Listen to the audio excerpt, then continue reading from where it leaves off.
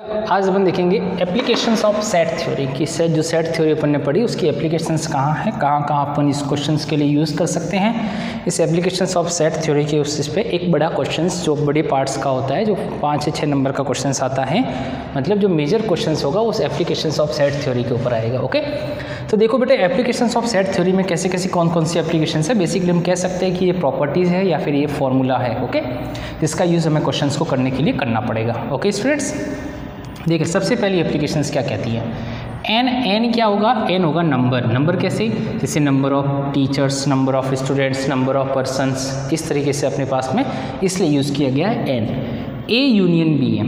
Okay, इस A union B का नाम क्या है। जब किसी क्वेश्चन के अंदर टोटल फाइंड करना है, सब फाइंड करना है, एटलीस्ट वन फाइंड करना है, ऑल फाइंड करना है या और फाइंड करना है, ओ आर और है ना, ये टोटल सब एटलीस्ट वन ऑल और फाइंड करने के लिए कहा जाएगा। तो आपको क्या फाइंड करना है, आपको फाइंड करना है ए यूनियन बी।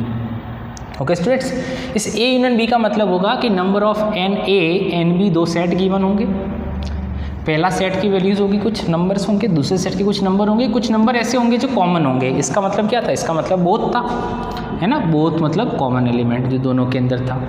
तो क्या करेंगे, पहले के नंबर दिए हुए होंगे, दूसरे के नंबर दिए हुए होंगे, और जो कॉमन वाला पार्ट्स होगा उसको हटा देंगे। तो क्या निकलेगा, आपके टोटल सब एटलीस्ट वन ऑल और जो भी पूछेगा उस वर्ड से अपन इसका आंसर दे देंगे।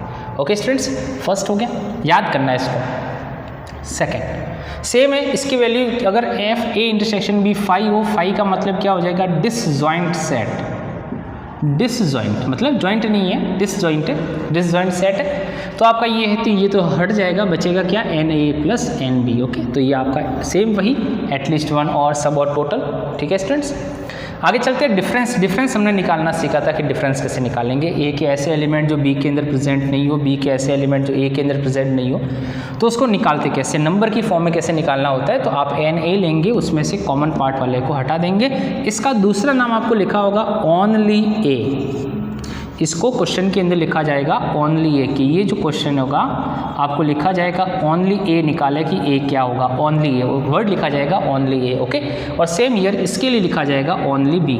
ओके, बी के ऐसे एलिमेंट जो ए के अंदर प्रेजेंट नहीं होता तो उसको ओनली बी कहा जाएगा, और ए के ऐसे एलिमेंट जो बी के अंदर प्रेजेंट नहीं है तो ओनली बी। तो जब आपको ओनली ए निकालना है तो ए में से इंटरसेक्शन को हटाना है, और आपको स्टूडेंट्स ओनली बी निकालना है तो बी में से इंटरसेक्शन को आपको हटाना है। तो आपको ओनली ए और ओनली बी निकल जाएंगे। ओनली ए और ओनली बी जो दो वर्ड्स है ये क्वेश्चन के अंदर आपको लिखे हुए होंगे, फिर आपको उसको निकालना। ओके स्टूडेंट्स, आगे चलते हैं।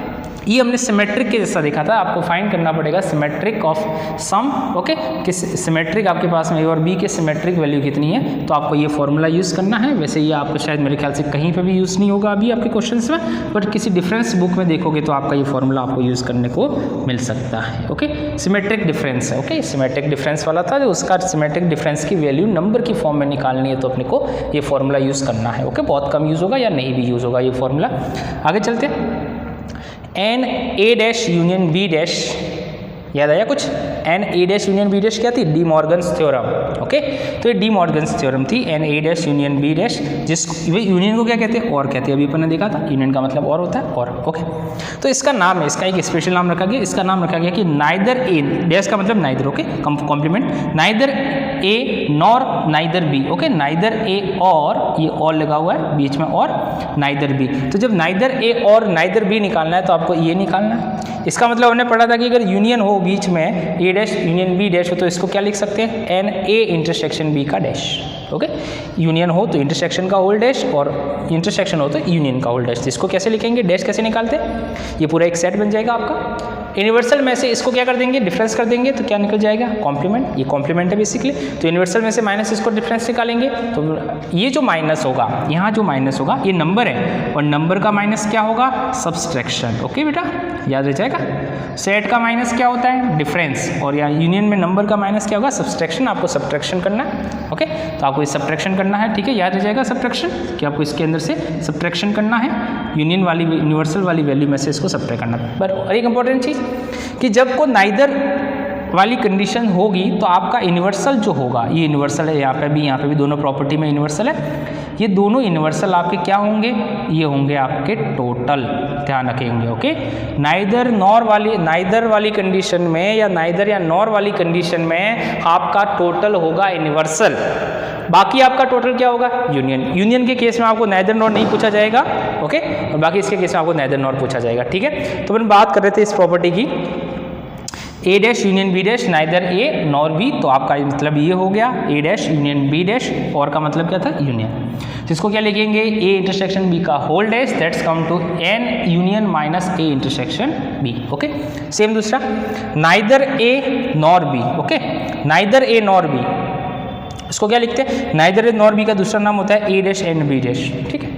तो नाइदर ए नॉर बी को लिखना है तो कैसे लिखेंगे आप, A dash intersection B dash, second part of De Morgan's theorem, A dash intersection B dash, इसका मतलब होता है एंड। तो इंटरसेक्शन है तो यूनियन का डैश हो जाएगा, और यूनियन के डैश को कैसे निकालेंगे, कॉम्प्लीमेंट बन गया, यूनिवर्सल में से इस वाले यूनियन को क्या कर देंगे आप, माइनस कर देंगे, सबट्रैक्ट कर देंगे, तो आपका क्या निकल जाएगा, नाइदर ए नॉर बी, और ये था नाइदर ए और नाइदर बी, और ये है नाइदर ए नॉर बी, ये एंड का होता है और ये आपके पास में और का होता है, ओके। तो ये सारी बातें तो हमने की दो सेट के ऊपर, कि दो सेट जो आपके अपने पास में उसके ऊपर कैसे करना है। Now we go for the third set, कि जब आपके पास में ए बी सी 3 सेट हो बेटा, A B C are the 3 set, जब आपके ए बी सी 3 सेट हो तब उस कंडीशन में आपको फॉर्मूला कैसे लगाना है, यूनियन कैसे करना है, A B C are the 3 set, okay. देखेंगे कैसे, A B C are 3 set, तो ये जो यूनियन है, A union B union C, इसका नाम है एटलीस्ट 1 भी कहेंगे, इसको एटलीस्ट 1 कह सकते हो आप, इसको टोटल कह सकते हो, इसको और कह सकते हो, इसको सब कह सकते हो। जो सारे नाम सेकेंड दो यूनियन के सेट के थे वो सारे के सारे नाम थर्ड वाले को भी कहेंगे कि आप इसको सब कह सकते हो, आप इसको एटलीस्ट 1 कह सकते हो। वैसे ये एटलीस्ट 1 और वाली चीज़ें बार बार आती है, बाकी टोटल और सब तो बहुत कम आता है। एटलीस्ट 1 निकालना है, एटलीस्ट 1 निकालना है तो क्या निकालना है आपको, यूनियन निकालना है, और निकालना है तो क्या निकालना है, यूनियन निकालना है, टोटल निकालना है तो क्या निकालना है, यूनियन निकालना है, सब निकालना है तो क्या निकालना है, आपको यूनियन निकालना है। तो 3 सेट के यूनियन का फॉर्मूला, जैसे वहाँ पे 2 का था तो दोनों को आपको प्लस किया था, Na प्लस NB किया था, तो यहाँ पे 3 है तो तीनों को प्लस करेंगे, Na plus NB plus NC। फिर क्या किया था बेटा, फिर देखो आप माइनस किया था डिफरेंस, तो आप ये एक तो माइनस है नहीं, दो के पेयर में 3 कॉम्बिनेशन माइनस करेंगे, तो minus Na intersection B minus Na B intersection C minus NC intersection A, तीनों का माइनस हो गया। आपको प्लस करना है तीनों का कॉमन पार्ट, ओके, तीनों के कॉमन पार्ट को प्लस करना है क्योंकि वो तीनों बार आएगा, तो तीनों के कॉमन पार्ट को प्लस करना है, ओके। देखते हैं नेक्स्ट, जब आपको क्वेश्चन के अंदर ये वर्ड लिखा होगा एग्जैक्टली 1 फाइंड करो, किसके लिए, 3 सेट दे करके, 3 सेट दे करके आपको पूछेगा कि एग्जैक्टली 1 फाइंड करो, 3 नंबर दे दिए आपको, फिर पूछेगा कि एग्जैक्टली 1 फाइंड करो, तो एग्जैक्टली 1 कैसे फाइंड करना है students, A plus n B plus n C minus A intersection B, B intersection A intersection C plus thrice of intersection B intersection. एक फॉर्मूला बन गया है किस एग्जैक्टली 1 निकालने का। हम एग्जैक्टली 1 निकालेंगे, ओके, एग्जैक्टली 1 निकालेंगे, हम ये भी निकालेंगे, एग्जैक्टली 1 भी निकालेंगे by using Venn diagram. Formula भी जरूरत पड़ेगी, वेन डायग्राम की जरूरत पड़ेगी, तो हम एग्जैक्टली केवल 1 पूछेगा तो हम डायरेक्ट वेन डायग्राम से एग्जैक्टली 1 निकालेंगे, वो अपने लिए सिंपल रहेगा, ओके। तो अपने पास है, और आपको फॉर्मूला याद करना है तो आप फॉर्मूले से भी निकाल सकते हो। ये फॉर्मूला है प्रॉपर्टीज है, कहाँ पे यूज़ करेंगे, ओके। तो एग्जैक्टली 1 निकालना है तो आप Na plus n B plus n C minus twice A intersection B, B intersection C intersection C plus thrice of n A intersection B intersection C, okay. फिर नंबर ऑफ सेट एग्जैक्ट आपके पास में exactly 2, exactly 1 के बाद आपको निकालना होगा, question के अंदर मेंशन होगा एग्जैक्टली 2 फाइंड करो। तो एग्जैक्टली 2 स्टूडेंट्स कैसे फाइंड करने हैं, फॉर्मूला आपके पास में n A intersection B plus n B intersection C plus n C intersection A, तीनों का इंटरसेक्शन में से थ्राइस ऑफ तीनों का कॉमन पार्ट को 3 बार माइनस कर दो।